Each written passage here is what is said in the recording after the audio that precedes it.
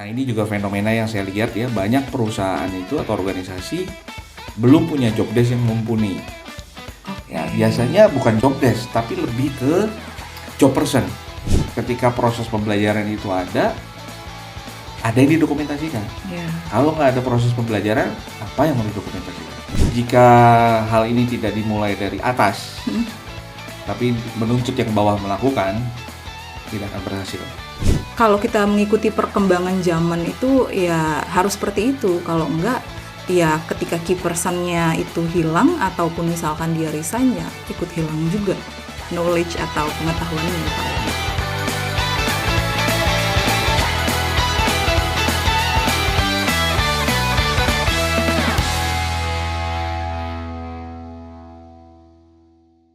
Halo Smartizen, selamat datang di podcast ITC. Ini merupakan rangkaian dari Leadership Conclave 2025. Saya Tia dari International Test Center. Kita hari ini akan membahas tentang segala sesuatu yang relevan terhadap organisasi, yaitu Lean Organization, Strong Knowledge. Kecil boleh, hilang jangan. Oke, Smartizen, kita hari ini akan menggali tentang bagaimana perusahaan yang sedang melakukan efisiensi atau restrukturisasi, dan tantangannya adalah bagaimana supaya knowledge ataupun pengetahuan penting perusahaan ini tidak hilang seiring dengan perginya orang-orang yang menjadi key person dari organisasi tersebut. Nah, saat ini kita sudah kehadiran Pak Albert Jayadi, SPSI. Beliau merupakan HR consultant yang sudah berpengalaman mendampingi organisasi di berbagai perubahan. Kita akan sama-sama menggali bagaimana agar perusahaan itu memiliki strategi supaya knowledge atau pengetahuan perusahaan ini tidak hilang atau bisa tetap terjaga walaupun organisasinya itu mengecil. Apa kabar Pak Albert? Baik, Ibu Tia. Baik ya Pak ya. Pak Albert, gimana nih Pak? Kalau kita lihat di media sosial, kemudian berita, saat ini kan kita banyak melihat organisasi yang memang banyak melakukan efisiensi maupun restrukturisasi. Ya, Nah, kalau betul. dari pandangannya Pak Albert nih tentang tren organisasi yang melakukan hal tersebut itu seperti apa sih Pak Albert? Oke, menarik ini Ibu Tia. Ya. Nah, memang kalau kita amati dari sosial media, dari berbagai media ya, lagi tren nih, booming ya cerita-cerita mengenai restrukturisasi, tapi lebih ke pengurangan karyawan alias PHK. Sebelumnya saya mau klarifikasi dulu, karena sebetulnya restrukturisasi itu belum tentu berupa pengurangan karyawan Ya. atau PHK. Karena restrukturisasi sendiri sebetulnya adalah sesuatu yang sifatnya baik ya, tujuannya sebetulnya baik. Karena restrukturisasi ini adalah salah satu cara sebuah organisasi untuk survive.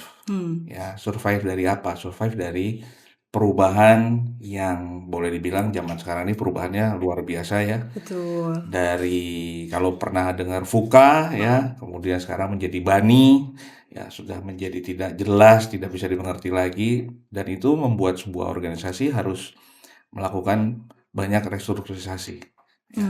Nah, restrukturisasi sendiri tidak melulu soal pengurangan jumlah karyawan, tapi bisa banyak hal. Restrukturisasi struktur organisasi, restrukturisasi SOP, ya, restrukturisasi hukum atau aturan-aturan, dan juga restrukturisasi budaya kerja, budaya organisasi tersebut. Ya. Dan ya sekali lagi tujuannya sebetulnya restrukturisasi ini adalah sesuatu yang baik, karena untuk beradaptasi mengikuti perubahan dan perkembangan yang ada, sehingga organisasi ini masih tetap bisa produktif, tetap bisa bersaing, tetap bisa secara kesehatan finansial juga akan tetap terjaga. Ya, seperti itu kurang lebih, Ibu Tia. Karena memang lebih ke perubahan-perubahan sendiri harus tetap diikuti oleh si organisasi itu ya Pak ya? Iya, betul sekali. Khususnya yang terasa banget kan kalau saya lihat dari beberapa organisasi yang saya amati ya dalam hal teknologi misalnya. Ya, Betul. karena saya banyak mendampingi di HR. Contoh sederhana aja, di HR yang tadinya masih manual, lalu tiba-tiba mereka harus membuat menjadi digital dengan menerapkan HRIS atau HCMS, ya, Human Capital Management Information System, itu kan mengakibatkan tentunya kalau ini terkait dengan jumlah orang yang tadinya jumlahnya sekian, bisa jadi dengan digitalisasi itu akan mengubah Iya. ya menjadi berkurang. Mhm. Namun sekali lagi tidak melulu orang yang tidak terpakai ini harus di PHK, Mhm. tapi bisa juga kita alokasikan ke tempat-tempat lain Mmm. yang mendukung bisnis atau mendukung visi misi perusahaan. Perusahaan ya. Ya, banyak contohnya. 2017 itu ada, saya sebut inisial aja lah ya, ada Mhm. perusahaan eh, di 2017 itu perusahaan di luar lah ya sebetulnya, Mmm. ya, di mana dia mengubah platformnya menjadi digital. Mmm. Tapi dia berusaha sama sekali tidak melakukan pengurangan, tapi dia Oke. mengalokasikan orang-orang yang atau tenaga-tenaga yang tadinya melakukan pekerjaan yang lama, Mhm. kemudian menjadi yang baru, tapi menuju ke arah digitalnya. Jadi Jadi mapping dipindahkan, ulang lah ya, ya, Pak, di-mapping ya? ulang seperti itu. Oke. Tapi kalau kita lihat dari, apa namanya, sisi perubahan tersebut atau restrukturisasi tersebut gitu ya, Pak, apa sih kira-kira yang menjadi, kekhawatiran, perusahaan gitu kan ya, terutama itu di kita lebih spesifiknya itu di, ketakutan untuk kehilangan knowledge, seperti itu. Nah, itu, seperti apa menurut, Pak Albert? Oh, oke. Ya, itu salah satu ketakutan dari banyak organisasi tentunya Iya, ya, betul. kehilangan knowledge, tidak hanya knowledge, tapi sebetulnya juga skill. Iya. Yang kadang-kadang skill-nya itu atau keahlian itu sifatnya tacit. Mmm. Tacit itu kalau dibahasakan atau didefinisikan sesuatu yang menempel pada individu, Mhm. ya, yang kadang nggak bisa apa ya, nggak bisa dituliskan atau diterjemahkan dalam bentuk tulisan gitu ya, itu udah alami nempel sama individu. Nah, ini memang banyak seperti itu. Eee, Tentunya kalau ini sampai hilang, ya, akan menimbulkan banyak, eee, kerugian Risiko, ya, iya. banyak resiko, antara lain misalnya biasanya operasional akan terganggu, Mhm. ya, karena orang yang biasa menangani nggak ada, Iya, udah key pensi person-nya ilang ya. ya, key person-nya udah pensiun dini, ya Mhm. kita nggak bicara PHK, tapi misalnya pensiun dini, ya seperti itu, atau dia dibajak organisasi lain, ya kan, Iya. sehingga organisasi yang sebelumnya akan kebingungan gitu kan, Mhm. ini Mhm. cuma dia nih yang bisa gitu kan, yang lain nggak bisa, ya. Lalu juga pengambilan keputusan akan jadi lebih sulit, ya, ujung-ujungnya nanti juga untuk cari orang yang baru di bagian rekrutmennya juga akan Mhm. sulit, Mmm. ya. Dan, semua ini sebetulnya bisa diatasi sih gitu Mmm. kan, dengan sederhana aja misalnya. Nah, ini juga fenomena yang saya lihat ya, banyak perusahaan itu atau organisasi belum punya job desk yang mumpuni. Oke. Ya, biasanya bukan job desk, tapi lebih ke job person. Mhm. Mhm. Sehingga, nah, kalau kita sering lihat banyak fenomena kalau kita minta sesuatu atau ada butuh sesuatu, Mhm. jawabannya, "Aduh, orangnya lagi nggak masuk." Iya, Ya, iya, itu sering banget ya, orangnya Pak, lagi terjadi ya. cuti, betul ya. Padahal sebetulnya kalau orang itu cuti atau tidak masuk, kalau dia punya job desk, misalnya kalau saya ngomong di HR misalnya Mhm. ya, Mhm. di bagian rekrutmen misalnya, Mhm. ada 2 staf atau 3 staf, satu nggak masuk, seharusnya kalau job desk-nya benar, 2 rekannya atau 3 rekannya atau 1 rekannya dalam satu tim itu bisa menghandle pekerjaan orang yang sedang cuti atau tidak masuk. Tapi Mmm. karena kecenderungannya banyak organisasi belum memiliki job desk yang oke, Mhm. jadinya mereka lebih ke job person. Iya, Job person sehingga kalau personnya betul. hilang, ya hilang juga pekerjaannya. Pekerjaannya Ya, dan juga, job desk-nya itu teman-temannya nggak mengetahui gitu iya, ya, karena nggak bertumpu pada mengetahui satu apa yang orang. sedang dikerjakan dia. Mhm. Padahal seharusnya kalau Betul. job desk-nya benar, Mhm. teman-temannya harusnya tahu, Oke, ya. teman-teman satu timnya at Satu least tahu timnya ya, ya, Pak, ya? satu timnya dan Mhm. bahkan atasannya pun harusnya tahu, Tahu dan paham ya. paham. betul. Loh, dia bisa jadi atasan tentunya harusnya memahami Iya. pekerjaan yang sudah dilakukan anak buahnya ya, kalau enggak dia bisa jadi atasan atas dasar apa gitu. Benar benar, Pak. Seperti itu. Nah, Oke. itu yang juga saya banyak temui di lapangan, Mhm. ya di luar sana banyak organisasi yang belum memiliki job desk yang mumpuni, ya. Oke. Sehingga ya kalau pergi, ya pergi orangnya, pekerjaannya juga pergi. Belum terdokumentasi secara baik nih ya, Pak, Nah, ya, lebih untuk parah job lagi, desk-nya jarang itu. didokumentasikan, ya.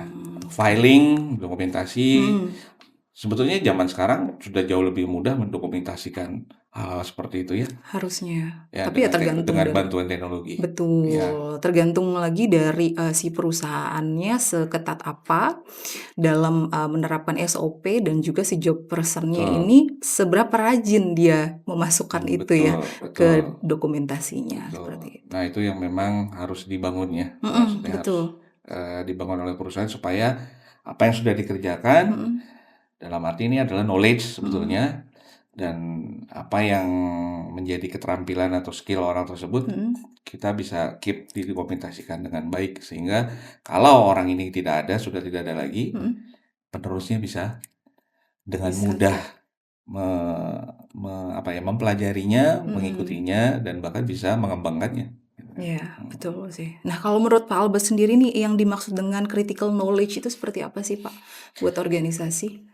Critical knowledge itu yang seperti tadi saya sampaikan, sebetulnya ini adalah, ilmu-ilmu, Mmm, informasi-informasi, dan juga skill. mmm, Ya, skill yang termasuk tadi yang saya katakan touch it skill itu ya, mhm mhm, kemampuan touch it ya orang bilangnya. Mungkin jarang orang dengar touch it, tapi touch it itu ya tadi, sesuatu yang nempel pada, seorang atau individu mhm yang mhm, ya itu keunikannya dia gitu. Kalau dia, nggak ada mungkin orang lain belum tentu bisa melakukan. Nah, gimana iya caranya itu ditarik keluar dari dia, didokumentasikan sehingga bisa, menjadi referensi atau, perpustakaan dari si organisasi ini gitu kan. iya Ya iya, itulah tadi pentingnya itu ya, Pak, ya, ya, dokumentasi untuk dari sisi, knowledge atau pengetahuan penting perusahaan, kemudian juga seberapa rajin orang itu untuk mendokumentasikannya ya, Pak, ya? betul betul. Oke, Cuma baik. memang tidak hanya dokumentasi. Mmm, Kalau dokumentasi itu penting, namun kalau nggak ada mhm. yang didokumentasikan juga repot. Iya, betul betul. Apa yang didokumentasikan gitu kan. Iya Nah, iya. so selain dokumentasi sebetulnya itu udah langkah yang berikutnya, tapi di Mhm mhm. awal itu organisasi harus mau membangun budaya, Iya. untuk terus belajar ya. Mhm. Budaya learning-nya, continuous learning-nya harus, berjalan. Mmm, Sehingga dan itu melibatkan semua, mmm, termasuk karyawan, ya. Termasuk karyawan dari level bawah sampai mhm. atas. Sehingga ketika proses pembelajaran itu ada yang didokumentasikan. Iya. Kalau nggak ada proses pembelajaran, apa yang mau didokumentasikan? Iya, benar sih, Pak. Cuma surat-surat, memo-memo ya. Tapi ini menarik ya, Pak, ya, kalau Mhm. untuk kita bahas tentang, strategi apa sih sebenarnya yang bisa dilakukan, HR ataupun leaders supaya, si knowledge ataupun pengetahuan penting perusahaan ini bisa tetap terjaga, kemudian juga tetap berkesinambungan dengan baik gitu. Itu, seperti apa, Pak, kalau boleh tahu? Oke, dari sisi HR ya, Mhm, dan juga leaders, pimpinan-pimpinan, ya. betul. Yang pertama yang saya harus sampaikan dan ini penting banget, Mhm, karena kalau pengalaman saya, berdasarkan pengalaman ya, saya mhm, bicara berdasarkan pengalaman, jika hal ini tidak dimulai dari atas, mhm. tapi menuntut yang bawah melakukan, tidak akan berhasil, Tidak ya. akan berhasil Jadi ya? konsepnya, prinsipnya yang pertama adalah harus top to down. Mmm, Top to down dalam arti dari atas ini memang sudah harus mulai membiasakan budaya untuk terus belajar, mhm, ya, untuk terus berinovasi, belajar, lead by example. Ya, oke. itu dulu menciptakan budaya ya. Kalau budaya sudah berjalan, Mhm, dari hal-hal kecil aja lah ya budaya itu misalnya kalau HR itu kadang ada beberapa organisasi organisasi melakukan, ya nggak usah sering-sering misalnya sebulan atau 2 bulan sekali atau 3 bulan sekali ada sesi HR sharing HR ya sharing, buat karyawannya. mhm, Kemudian melalui program-program pelatihan Hmm, ya. mhm mhm. Itu juga HR sebetulnya bisa bermain banyak di sana. Betul Bahkan betul. kalau mau lebih kompleks lagi, ya bisa menerapkan apa yang sekarang juga sudah banyak diterapkan banyak organisasi, yaitu KMS. KMS Oke. itu Knowledge Management System. Knowledge management system Ya, ya, lebih kayak ke CRM mungkin ya, Pak, ya? iya kurang lebih seperti Kurang itu. lebih seperti Ya, itu. sehingga melalui itu semua ilmu bisa Mhm, terdokumentasi, tapi tidak hanya didokumentasikan, tapi iya, juga bisa di-sharing-kan. betul. Sehingga semua transparansi dan Mhm, bisa, dilihat oleh semua anggota organisasi. semua anggota organisasi Iya, ya? misalnya contoh kayak kalau tadi kita bahas restrukturisasi. Mhm, Tidak semua orang akan menerima restrukturisasi dengan baik, tentu betul, pasti ada yang resistensi, setuju. ya. Oleh karena itu salah satu kuncinya yang paling penting adalah komunikasi yang transparan. Mmm, Kenapa harus restrukturisasi? Ya, tentu pasti ada sebabnya. Nah, itu yang biasanya organisasi ini bagian atas suka lupa, ya, lupa mengkomunikasikannya ke yang bawah-bawah. bawah-bawahan, Mhm, ya. Pokoknya yang bawah ya, ikut aja gitu mhm kan. mhm, Tapi belum tentu kan semua mau ikut, kan. iya, Karena, lebih mereka pengen tahu dulu why-nya, kenapa mhm, harus berubah, kenapa harus restrukturisasi, ya, kenapa budaya perusahaan harus berubah, kenapa ada pengurangan, eee, karyawan, karyawan, ya mhm, kan. Kenapa SPO-nya atau SOP-nya berubah, kenapa aturan-aturan perusahaan berubah, dan itu jangan hanya top manajemen yang tahu gitu. iya, jadi Ya, memang istilahnya semua kan anggota keluarga di organisasi itu ya harus tahu, itu kan aturan-aturan mendasar. Nah, ini betul. yang memang masih saya nggak tahu karena terkait culture di Indonesia juga atau gimana, ini yang Mhm, banyak organisasi masih belum optimal lah ya. iya, komunikasi kepada, para karyawannya, Iya, kemudian juga tadi saya setuju sekali sama Pak Albert yang tentang, pelatihan ya. Jadi kan, untuk organisasi terkadang ya Pak, yang namanya pelatihan itu, sifatnya eksidensial atau mungkin ya karena dibutuhkan untuk, pertumbuhan kompetensi misalkan. Tapi sebenarnya yang namanya pelatihan itu juga dibutuhkan ketika, harus berkesinambungan. Tadi yang Pak Albert bilang untuk bertukar informasi, kemudian bertukar pengetahuan, itu sebenarnya yang penting dan, terdokumentasi juga pada, CRM itu tadi, Pak. ya, Karena, memang kalau kita mengikuti perkembangan zaman itu ya harus seperti itu, kalau enggak ya ketika key person-nya itu hilang ataupun misalkan dia resign ya ikut hilang juga knowledge atau pengetahuannya ya, Pak, ya. iya, walaupun idealnya nggak harus hilang ya. Nggak harus hilang ya, seharusnya sih. Nah, tapi memang seberapa penting sih, Pak, yang namanya, training, kemudian juga kalau misalkan ada orang resign, handover, dan, seberapa penting juga untuk, CRM itu, dilakukan di sebuah organisasi, menurut Pak Albert? Oke, kalau ditanya seberapa penting ya penting banget ya, Penting banget walaupun ya? pada prakteknya kalau di HR itu pelatihan, Mhm, bagian training itu adalah salah satu bagian yang tahu duluan kalau kondisi financial perusahaan atau organisasi lagi tidak lagi baik-baik baik, saja. heeh. Karena biasanya ini yang menjadi korban pertama. Iya Ya, betul. kalau ada gangguan keuangan atau financial, organisasi akan bilang, "Tahun ini nggak usah ada training dulu." Ya kan? "Tahun ini jangan rekrut orang dulu." Nah, Iya, itu kan udah stop betul betul. rekrutmen, stop training gitu kan, karena biasanya masalah budget, masalah Iya, seperti itu. Nah, ini memang saya kadang-kadang suka senyum-senyum sendiri gitu dalam arti karena bagi saya pelatihan itu penting. Kalau mhm, rekrutmen di-freeze, which is itu oke, mhm, ya. Tapi kalau bagian pelatihan ini di-stop karena masalah keuangan, ini mhm, agak buat saya sebetulnya kurang pas. Ya, kurang pas banyak ya? cara sebetulnya ya. Mhm, Pelatihan sendiri kan tidak harus melulu manggil pembicara dari luar, ya dibayar mahal, which is mhm, itu oke untuk mhm mhm, mendapatkan sumber informasi-informasi lain yang ada di mhm, luar sana gitu kan. Tapi juga bisa dilakukan antar anggota organisasi yang ada di dalam dan betul which is itu tidak butuh biaya betul. ya. Contoh, saya pernah mendampingi satu organisasi di Mhm mana si karyawannya itu mhm, setiap kali habis melakukan pelatihan, mengikuti pelatihan di luar atau dari manapun, itu mereka wajib ya untuk share. Ya, Mmm. diberi waktu dari pelatihan paling lama misalnya seminggu, 2 minggu, kemudian Mhm. bikin event, di kelas, lalu dia wajib mentransfer apa yang dia sudah dapat, apa yang dia tahu, Oke. dia transfer ke teman-temannya. Itu sederhana aja, nggak butuh biaya banyak tuh, Mhm ya mhm kan. mhm. Kalaupun biaya banyak paling Aqua gitu kan, merek lagi, air mineral maksudnya ya. Air mineral atau snack seperti itu ya. Iya, dan juga waktu ya, Pak, ya? Ya dan waktu. Tapi transfer knowledge seperti itu kan paling sejam, 2 jam paling lama, setengah Mhm. hari paling lama walaupun dia ikut trainingnya mungkin 2 hari, 3 hari, Iya. ya kan. Banyak juga yang dilakukan bagian HR yang memegang training ini, Mhm. kekurangannya salah satunya adalah kenapa proses pembelajaran ini kurang optimal, karena mereka biasanya bikin pelatihan, ya Mhm. sudah sekedar pelatihan, Mhm. eee, mungkin T&E-nya sudah oke, Mhm. tapi after pelatihannya ini yang belum oke.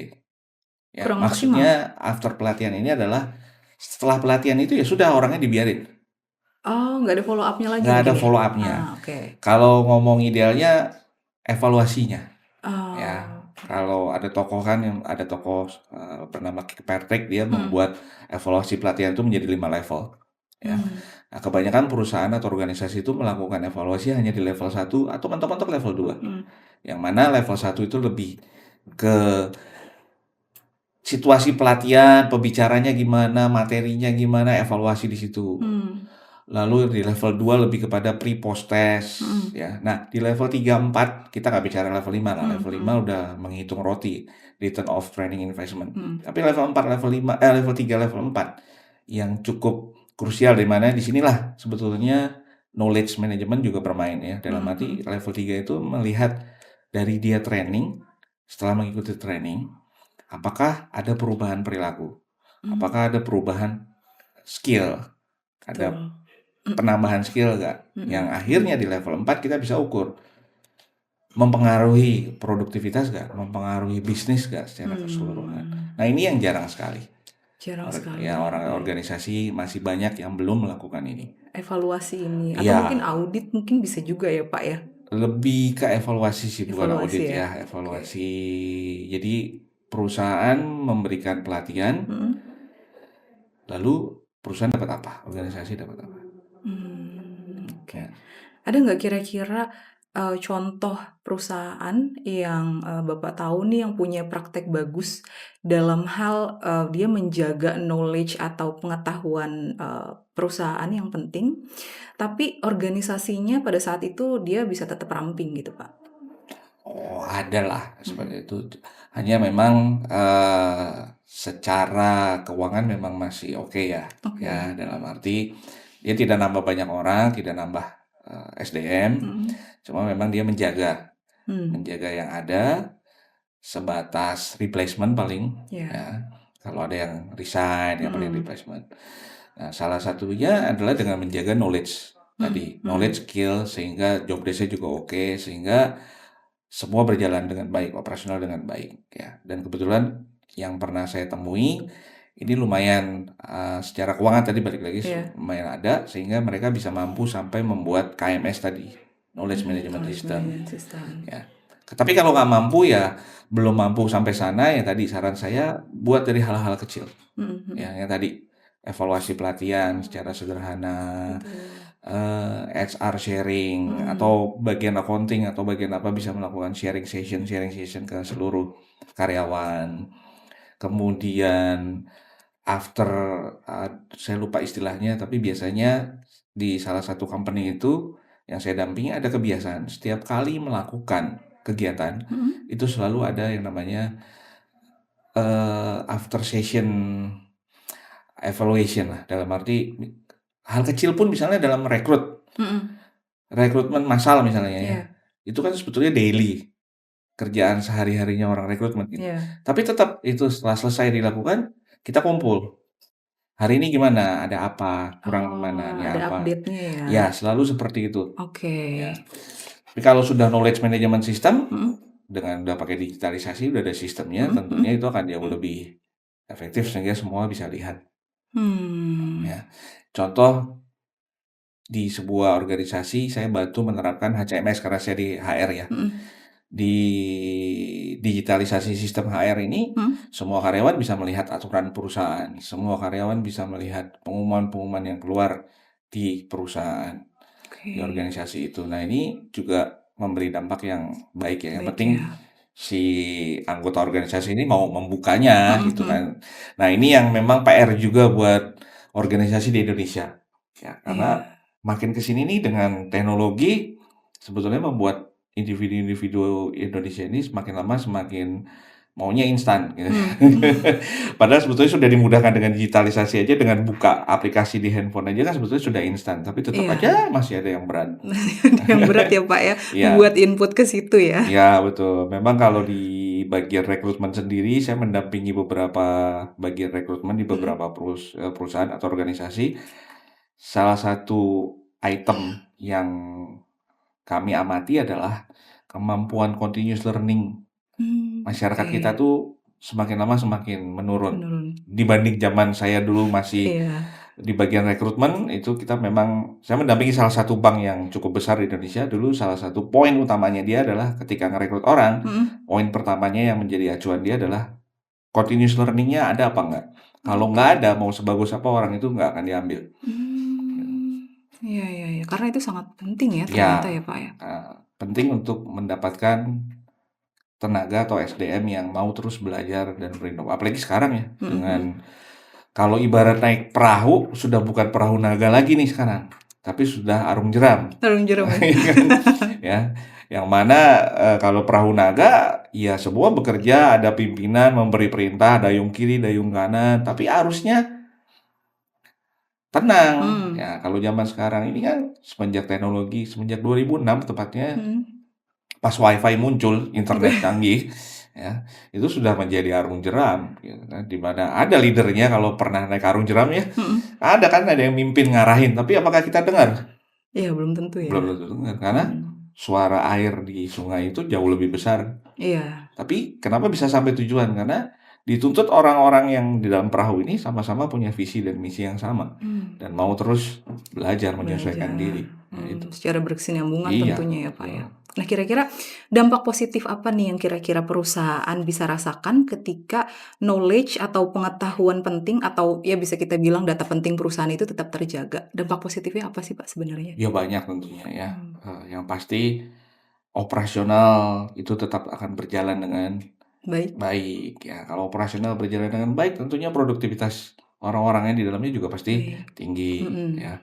Kalau produktivitas tinggi, operasionalnya berjalan dengan baik, ada orang resign atau pensiun dini atau Mhm. apapun, tentunya semua tidak akan ada yang hilang, tetap berjalan. Mmm. Sehingga kalau terkait dengan servicing, Mhm pelayanan, mhm. tentu customer akan tetap puas, tetap Iya. terjaga kepuasannya. Mhm.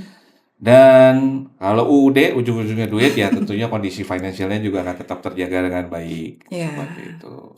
Ya, Oke. di bagian rekrutmen pun nanti kalau memang harus mencari orang baru pun nyarinya jadi lebih mudah. Karena memang knowledge-nya bisa tetap ada, Betul, kemudian juga jadi tidak, apa namanya, tidak membuat operasionalnya itu jadi goyang ya, Pak, ya? betul. Oke oke Dengan oke. catatan ya tadi ya, budaya belajarnya, continuous learning-nya harus tetap berjalan. Harus tetap Nah, itu yang berjalan. memang PR banget. Itu sih Karena tantangannya ya? saya pernah nemu sebuah organisasi yang orang-orangnya kalau disuruh training susahnya setengah mati. Kayaknya lebih baik mereka kerja kayaknya Iya betul gitu daripada kan. training. Aduh nggak bisa gitu kan. Ini ada kerjaan ini, ada kerjaan ya Iya. suruh belajarnya susah gitu kan. Iya, padahal itu jadi kesempatan mereka buat meningkatkan Untuk kompetensi, mendevelop sharing ya, session. self development seperti meningkatkan Betul, self kompetensi. Nah, itu yang development itu. memang sampai akhirnya banyak perusahaan Mhm juga akhirnya dari tadinya menggunakan, ikatan dinas sampai mhm. ikatan dinasnya kan ada juga nih organisasi yang Mhm mhm. kalau dikasih training nanti kena Mhm ikatan dinas. Nah, ini mhm. juga saya melihat banyak orang malas akhirnya. "Ah, Mmm. habis ini diikat," gitu kan. Lihatnya ke sana gitu kan, sampai akhirnya itu dihilangkan pun masih tetap aja. Sama aja ya, Pak? Sama aja, karena pada dasarnya memang, ya itu, kita sudah terbiasa dengan budaya instan, jadi Mhm. malas belajar. Contohlah dengan teknologi adanya AI, Iya. sekarang apa-apa nanyanya AI, AI. ya kan, tinggal ketik, tinggal nanya. Betul. Sehingga kalau dari taksonomi Bloom, teori belajar, Mhm mhm. kita nih lompat gitu. Yang paling bawah tuh memori kita sudah tidak digunakan lagi untuk tahapan yang paling bawah, yaitu apa? Menghafal. Iya, betul. Karena dulu kita memang benci disuruh menghafal, tapi ternyata menghafal itu ada gunanya, Iya, meningkatkan memori otak gitu. meningkatkan memori. Dan nah ini juga menjawab banyak keluhan anak-anak sekarang, kok generasi sekarang susah sekali dalam pengambilan keputusan, problem solvingnya, karena di memori mereka tidak tersimpan data yang banyak, Oh karena gitu. tidak terbiasa menghafal. Ah, Kalau oke. nemu kesulitan, nemu hambatan, nemu pertanyaan, yang mereka lakukan adalah dengan membuka teknologi. Iya, Tanya di situ AI, dan itu tinggal copy paste. Jadi tidak terrekam dalam memorinya memorinya. walaupun hanya beberapa menit. Mhm. Contoh sederhana, hitung-hitungan lah. Mhm. Ya, hitung-hitungan sekarang semua diadu sama pedagang Tanah Abang, jagoan pedagang Iya, Tanah Abang gitu kan. udah kalah ya, Pak. Angkanya sudah berbiji-biji, mereka tanpa kalkulator pun cepat gitu, Iya iya, ya kan. benar. Generasi sekarang banyak sekali yang hitungan sederhana aja, karena apa? Terbiasa dengan kalkulator. Betul. Nah, kira-kira kalau dari sisi, HR atau organisasinya, apa sih tips praktis yang bisa langsung diterapkan sama, HR untuk knowledge-nya itu di perusahaan atau di suatu organisasi itu tetap terjaga, Pak?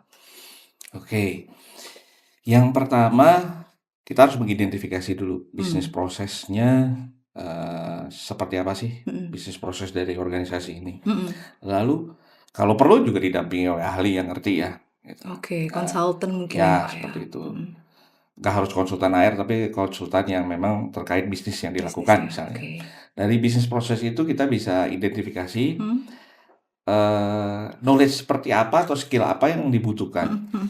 ya, untuk menjaga sustainable dari bisnis proses ini, supaya Mmm, tetap berjalan dengan mhm, baik, ya kan. Kalau sudah ketemu apa-apanya, lalu kita bisa milih mana yang resikonya paling tinggi dulu. mmm. Nah, kalau memang banyak kan kita harus memilih mana yang harus dijaga dulu nih, supaya, kalau ini hilang, ini resikonya paling gede, ya ini yang harus kita jagain. Nah, Iya kalau yang resikonya lebih kecil, mungkin masih bisa belakangan, oke, kalau iya. memang terbatas, ya kan, seperti itu. Nah, kalau udah seperti itu, nah baru kita bisa pertahankan dengan banyak, ya tadi yang tadi saya sebutkan di awal ya, dengan Mhm. banyak hal-hal dari kecil-kecil sampai akhirnya ya knowledge management system bisa dilakukan, seperti itu. Oke, jadi Dan jangan lupa, mhm? yang sering adalah organisasi menuntut tapi tidak pernah ada reward. Oh, Ya, iya. ya reinforcement-nya harus ada, Tetap harus ada ya? tetap harus ada. Karena kalau karyawannya aware, karyawannya tahu kenapa harus belajar, Mhm sadar harus belajar, mhm. mau, kemampuan belajarnya ada, tapi nggak ada reinforcement-nya. Nggak ada reinforcement-nya dalam arti, so kalau gue udah belajar banyak, Gue dapat apa gitu? iya, saya gimana, gitu Mhm kan. mhm mhm. Terus kalau saya nggak belajar pun, Mhm. harus ada reinforcement-nya. Dalam arti Iya. reinforcement itu kan tidak melulu reward. Mhm mhm. Reinforcement itu adalah reward dan punishment. Punishment. Ya, nah itu juga bisa diterapkan. Apalagi semakin kemari ini manusia semakin, saya merasa manusia tuh semakin merasa bebas semau-maunya, ya, sehingga saya pernah ada di satu organisasi yang mereka nggak ada aturan terlambat itu ada punishment, Oh, ya oke. kan. Walhasil Mhm. dalam 1 bulan pernah teridentifikasi 300-an orang karyawannya terlambat, nggak ada Karena saking punishment. oke, nggak ada iya, itu dia ya, Pak, ya, Oh iya, nggak ada punishment. SOP-nya. Tapi kalau dikasih punishment, nanti dibilangnya organisasi kejam. Mhm. Serba salah Serba jadinya ya? salah. Tapi kalau nggak ada punishment, jadinya seperti itu. Tapi Dan har kalau dihitung jamnya waktu mhm? itu bisa mencapai 1.000-an jam Oh, dalam 1 bulan. wow. 1.000-an menit, sorry, 1.000-an jam, 1.000-an menit dalam Iya. 1 jam. Nah itu Padahal itu kalau kita hitung produktivitas, berarti produktivitasnya berkurang 1.000 menit betul. ya dalam 1 jam dari Mhm. 300 orang yang datangnya terlambat. Terlambat. Iya, Luar biasa tuh, iya, sangat mempengaruhi sebenarnya dari sisi operasional perusahaan itu banget. sendiri ya. Jadi Iya, memang harus tetap tertulis, supaya karyawannya ya disiplin itu tadi ya, Pak. ya, Biar betul. nggak semena-mena juga ya. Betul.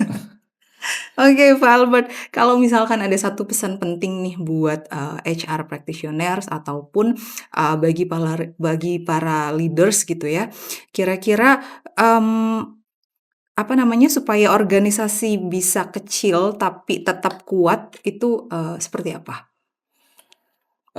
Pesan saya sih kata-kata ya quote lah ya, quote-nya adalah, kuatnya sebuah organisasi, bagus tidaknya sebuah organisasi itu bukan dilihat dari banyaknya jumlah orang yang ada di Mhm dalamnya, mhm.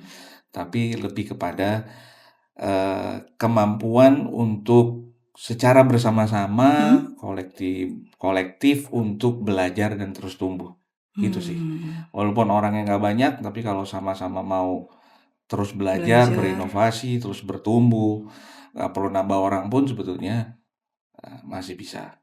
masih bisa Ya, ya? dan banyak kok contohnya seperti itu ya. Dalam arti, memang kalau di Indonesia ini saya lihat kecenderungannya dikit-dikit kalau ada masalah, "Oh kurang orang," Mhm, tambah orang gitu kan. Nah ini harus diidentifikasi, mhm tidak mhm. melulu masalahnya selalu kurang orang. Iya, Ya, betul. kadang-kadang ada yang kurang bisa membedakan antara job enrichment dan job enlargement. Itu kan dua hal yang Mmm, berbeda. oke. Nah, setiap kali ada penambahan kerja, mereka Mhm? selalu menganggapnya, "Ah, tambahan kerja," gitu kan. Gajinya nggak nambah-nambah gitu. Sehingga orang, akhirnya solusi yang paling praktis, ya itu tadi, Nambah orang gitu nambah ya? orang, Padahal nggak melulu soal tambah nggak orang melulu. ya? Nah, ini tugasnya bagian HR yang biasanya menjadi, pengawas ya, menjadi wasit, perlu Mhm. nambah apa enggak gitu kan. Betul betul betul. Tapi perlu banyak kesiapan di situ, karena kalau tidak punya kesiapan, ya nggak bisa ngomong by data. Mhm Akhirnya nggak mhm. boleh nambah orang, karena budgetnya ujung-ujungnya masalah budget, tapi Budget. belum tentu. Mhm Sebetulnya mhm. bukan itu yang utama, tapi lebih kepada beban kerja. Apakah memang beban Betul. kerjanya harus menambah tenaga? Mhm. Belum tentu juga kan. Oke, menarik sekali ya Pak perbincangan kita hari ini tentang tema yang, begitu relevan di organisasi ya Pak ya? Iya Iya, nah betul, terima kasih banyak Pak sama-sama. Albert, sudah meluangkan waktunya dengan insight-nya yang sangat luar biasa. Semoga dengan, podcast ini kita bisa membuka mata para HR dan juga leaders bahwa restrukturisasi ini tidak hanya, melihat sisi negatif atau, organisasi itu menjadi, lemah, justru dengan strategi yang baik itu akan membuat organisasi lebih, strong, kemudian juga knowledge-nya tetap terjaga. Betul. Oke, baik. Jangan lupa saksikan terus podcast kami yang lainnya di YouTube International Test Center. Sampai jumpa di podcast selanjutnya.